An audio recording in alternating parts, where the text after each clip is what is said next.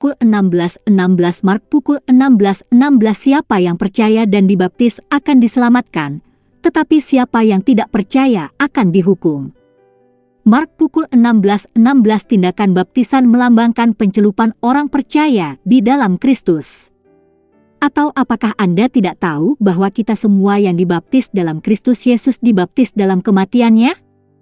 Oleh karena itu kami dikuburkan bersamanya melalui baptisan ke dalam kematian, agar, sama seperti Kristus dibangkitkan dari kematian oleh Bapa yang mulia, kami juga dapat menjalani kehidupan baru.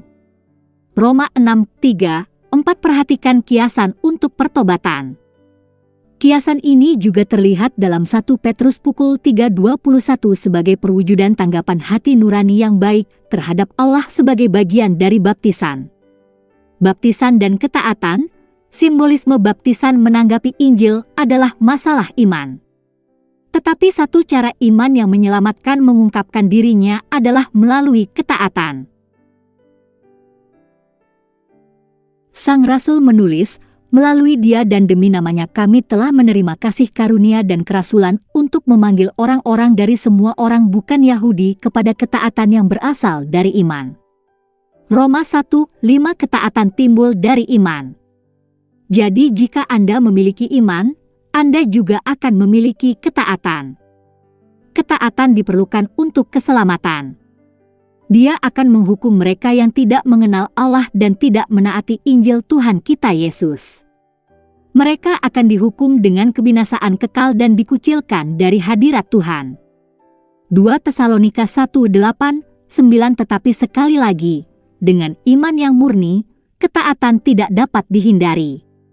Dalam menjalin hubungan dengan Allah melalui Yesus Kristus, seseorang perlu menjalankan imannya untuk menanggapi Injil secara tepat dengan cara yang Yesus kuasai. Pertobatan dari dosa adalah salah satu konsekuensi dari iman ini. Begitu juga Yesus memerintahkan mereka yang percaya untuk dibaptis sebagai orang percaya, menunjukkan kesetiaan mereka kepadanya. Yesus mendekati mereka dan berkata, "Semua otoritas di surga dan di bumi telah diberikan kepadaku. Oleh karena itu, pergilah dan jadikanlah semua bangsa muridku, baptislah mereka dalam nama Bapa dan Putra dan Roh Kudus, dan ajarlah mereka untuk mematuhi semua yang telah aku perintahkan kepadamu." Matius 28:19-20 Lihat bagaimana Rasul Petrus memasukkan baptisan orang percaya ke dalam khotbah Kristen pertama yang pernah dia khotbahkan. Setelah dia memberitakan Injil, banyak yang percaya dan bertanya apa yang harus dilakukan selanjutnya. Petrus menjawab, "Bertobatlah, dan berilah dirimu masing-masing dibaptis dalam nama Yesus Kristus untuk pengampunan dosamu. Dan kamu akan menerima karunia Roh Kudus."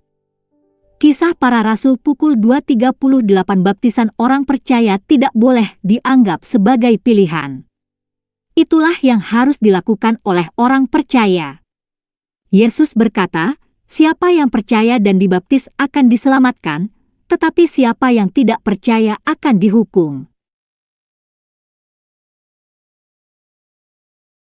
Menandai pukul 16:16 Jadi jika Anda percaya kepada Kristus tetapi belum dibaptis sebagai orang percaya, pergilah dan dibaptis.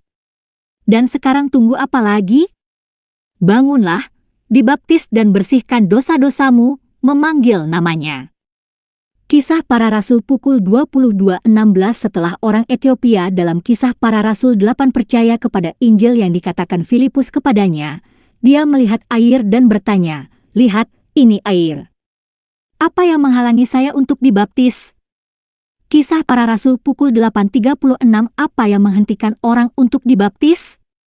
Baptisan ulang. Satu hal yang membuat orang percaya tersandung adalah bahwa mereka mungkin belum diberitahu tentang hal itu, jadi saya sertakan di sini.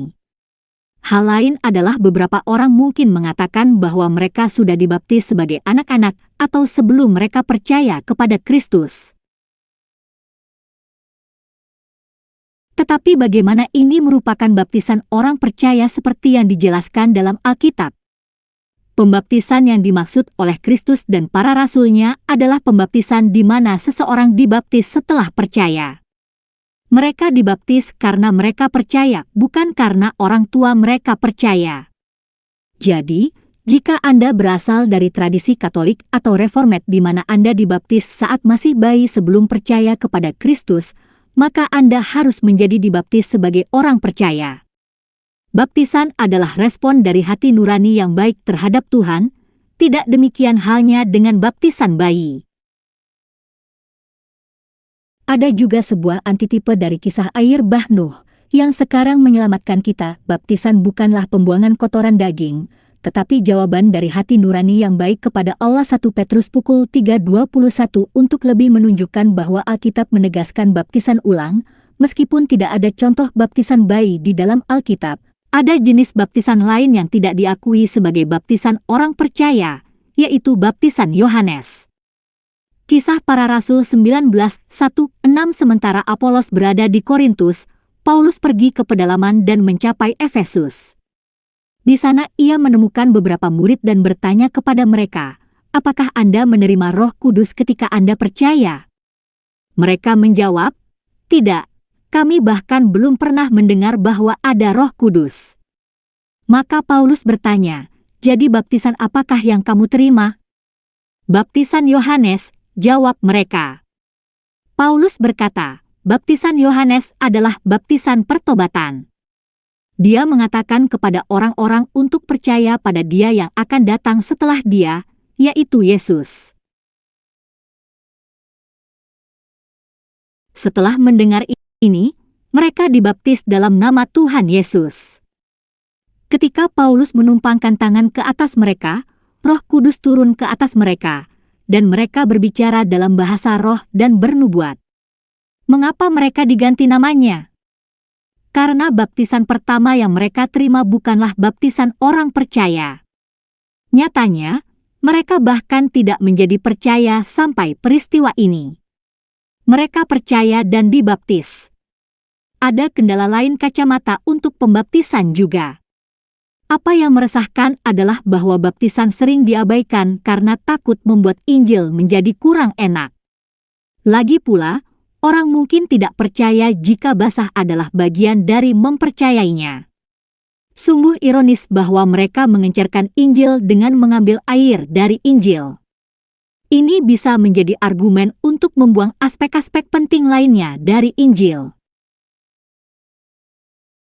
Tetapi bukankah Yahweh memasukkan hal-hal seperti itu ke dalam Injil untuk memungkinkan hanya orang percaya sejati yang bisa masuk? Menjadi basah untuk diselamatkan? Baptisan air adalah pekerjaan iman. Tetapi jika baptisan air merupakan persyaratan untuk keselamatan, bukankah itu berarti bahwa keselamatan adalah karena perbuatan? Apakah ini tidak bertentangan dengan F2:8-9? Sebab karena kasih karunia kamu diselamatkan oleh iman, dan itu bukan hasil usahamu, itu adalah pemberian Allah, bukan karena perbuatan, supaya jangan ada orang yang memegahkan diri. Ada banyak hal yang mengiringi iman yang menyelamatkan, kasih, sukacita dan kedamaian hanyalah beberapa sikap yang mengiringi iman, juga ketaatan dan ketekunan. Semua penyingkapan iman ini diungkapkan melalui tindakan. Kami mengerjakan keselamatan kami. Kita tidak bekerja untuk keselamatan kita.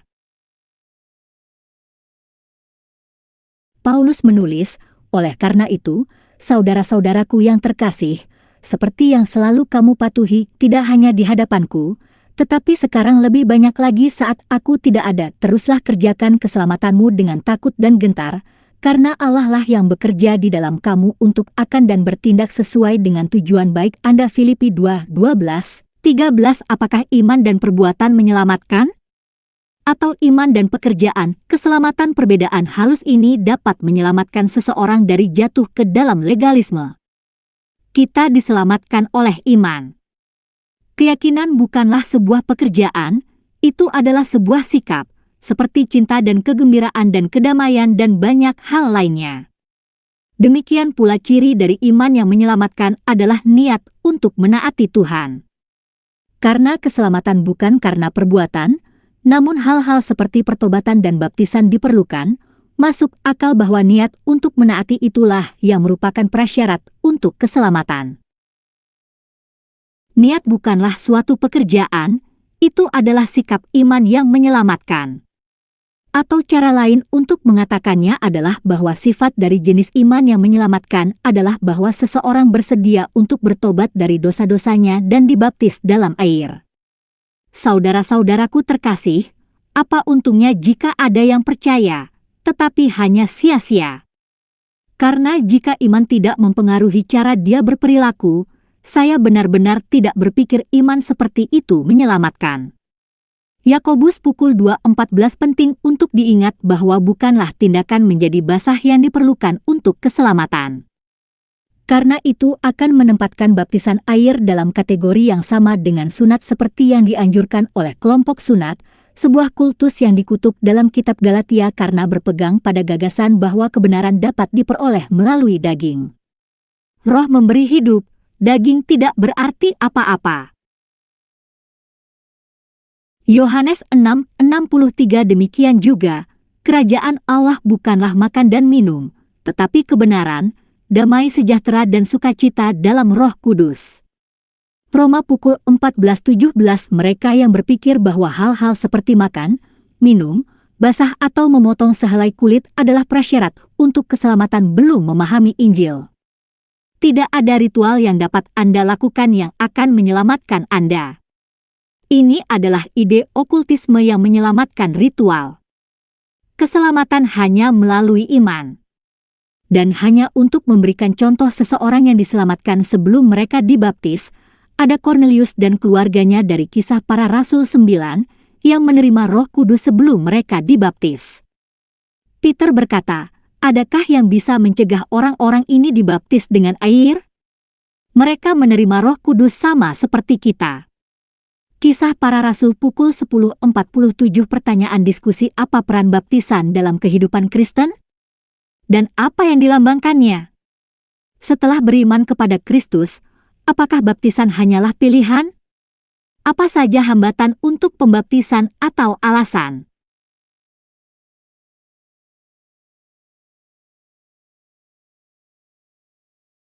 Bagaimana jika orang dibaptis saat masih bayi, atau sebelum mereka percaya kepada Kristus? Apakah seseorang harus basah untuk diselamatkan? Pengakuan iman Tuhan Yesus Kristus, saya mengakui dosa-dosa saya, dan saya bertobat dari dosa-dosa saya, dan saya mengakui Tuhan Yesus Kristus sebagai satu-satunya dan cukup juru selamat hidup saya, menulis nama saya dalam buku kehidupan. 1 Yohanes 1:9 Jika kita mengaku dosa kita, Dia setia dan adil untuk mengampuni dosa kita dan menyucikan kita dari segala kejahatan. 1 Yohanes 1:9